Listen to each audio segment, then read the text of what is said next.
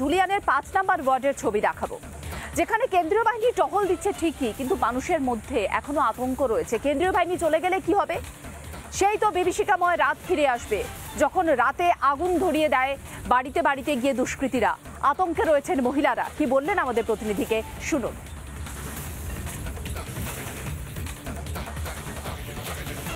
শামশেরগঞ্জের ধুলিয়ান পুরসভার ৫ নম্বর ওয়ার্ডের বেনাপাড়ায় আমি এই মুহূর্তে রয়েছি এবং এখানে মহিলারা রয়েছেন এবং তাদের নানা রকমের অভিযোগ এবং বক্তব্য উঠে আসছে। আপনারা এখানে রয়েছেন এবং কি অবস্থায় আছেন এখন? আমরা এখানে খুব দুশ্চিন্তায় রয়েছি। আমরা 6 দিন ধরে আমাদের না খাওয়া না ঘুম, মানে আমাদের পরিস্থিতি খুবই সংকটের মধ্যে আছি। আমরা কারোর উপর দোষ দিতে চাই না, কাউকে কোনো কথা বলতেও চাই না, কারণ আমরা ভীষণভাবে ভয় পেয়ে আছি। আমরা এখানে বাঁচতে পারছি না। আমাদের রাষ্ট্রপতি শাসন চাই। আমরা রাষ্ট্রপতি শাসন ছাড়া আমরা আর কিছু ভাবতে পারছি না। আমাদের পরিস্থিতি খুব খারাপ। আমরা এখানে কেন্দ্রীয় বাহিনী রয়েছে, তো কেন্দ্রীয় বাহিনী রয়েছে, কিন্তু কেন্দ্রীয় বাহিনী রয়েছে সত্ত্বেও এখানে কিভাবে আগুন লাগলো? আজকে পুরো হিন্দুদের দোকানে শুধু আগুন লাগছে, হিন্দুদের বাড়িতে আগুন লাগছে। কালকে তো আমরাও ঘুমের অবস্থায় আগুন লেগে পুড়ে মরে যেতে পারি। আমরা ছোট ছোট বাচ্চা নিয়ে কোথায় যাব? আমাদেরকে কে দেখবে?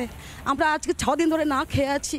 আমাদের কোনো নেতা, কোনো মন্ত্রী কেউ খোঁজ নেয়নি আমাদের, যে আমরা কি পরিস্থিতিতে আছি।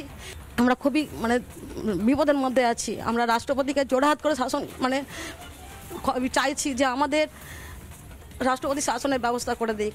আমরা এইভাবে আসতে পারছি না। কিছুদিন 2 দিন বন্ধ ছিল, কাল থেকে বন্ধ ছিল, আজকে এবার শুরু হয়ে গেল। আজকে থেকে এই যে দোকানটা পুড়লো, দেখে আমরা আতঙ্ক লেগে গেল। আমাকে কী করে থাকবো বাড়িতে? আমাদের ওটা তো চিন্তা লাগছে। আজকে ছোটো ছোটো ছেলে পেলে আজকে ওই বাড়িতে আগুন লেগে গেলো, কালকে ওই বাড়িতে আগুন লেগে যাবে, তাহলে আমরা কোথায় যাবো?